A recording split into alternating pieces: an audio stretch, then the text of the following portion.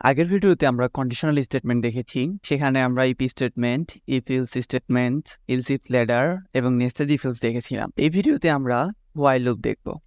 এখন লুপ জিনিসটা আসলে কি? প্রোগ্রামিং এর ভাষায় সহজ করে যদি বলি তাহলে লুপ হলো কোনো একটি কাজকে বারবার করানোর একটা টেকনিক। লুপগুলো ঠিক কিভাবে ব্যবহার করতে হয় এবং কিভাবে কাজ করে চলুন আমরা সেগুলোই দেখে নিই। পুরো ভিডিওটি জুড়ে আপনাদের সাথে আছি আমি ওয়াসিম আকরাম।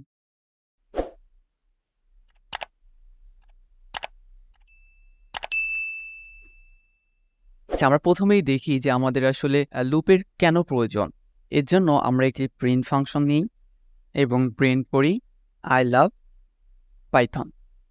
এখন দেখুন এই আই লাভ পাইথন লেখাটি আমি যদি রান করি শুধুমাত্র একবার আই লাভ পাইথন প্রিন্ট হয়েছে। এখন আমি যদি চাই যে আই লাভ পাইথন লেখাটি আমার 10 বার প্রিন্ট হোক, তাহলে আমি কি করব?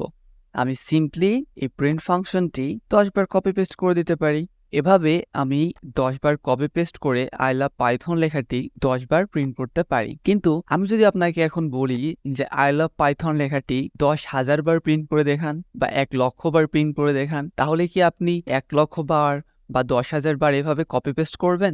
যদিও এটি সম্ভব, কিন্তু এটি অনেক সময় সাপেক্ষ কাজ এবং এই ধরনের কাজগুলোকে সহজ করার জন্যই প্রোগ্রামিংয়ে রয়েছে বিভিন্ন ধরনের লুপ।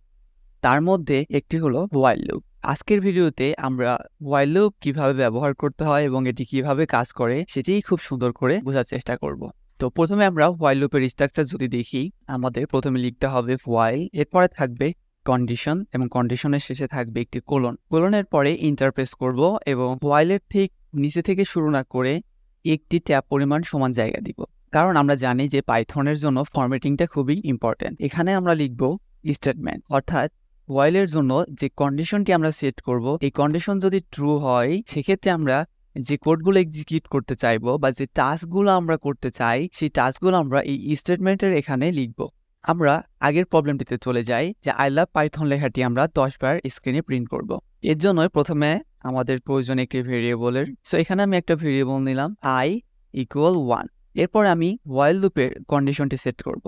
আমি চাচ্ছি যে আমার আই লাভ পাইথন লেখাটি 10 বার প্রিন্ট হোক। তাহলে আমাকে কি করতে হবে যে i এর ভ্যালু যত সময় 10 না হয়, অর্থাৎ 1 থেকে স্টার্ট করে যত সময় 10 না হয় তত সময় পর্যন্ত লুপটি চলতে থাকুক।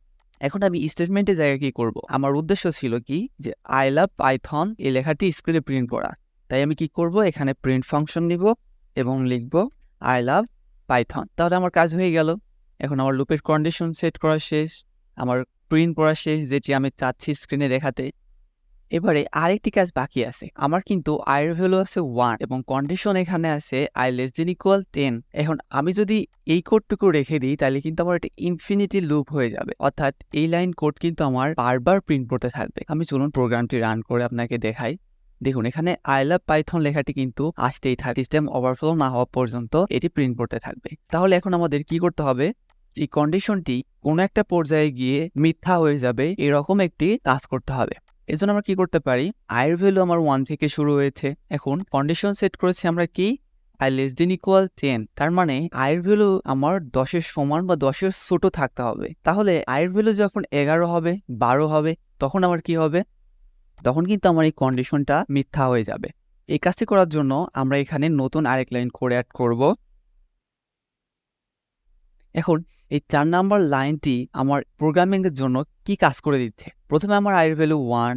এখন আমি লুপের কন্ডিশন চেক করছি i <= 10, কন্ডিশন সত্য, সো আমার আই লাভ পাইথন প্রিন্ট করবে। এরপরে আমার 4 নাম্বার লাইনটা এক্সিকিউট হচ্ছে। 4 নাম্বার লাইনে কি হচ্ছে?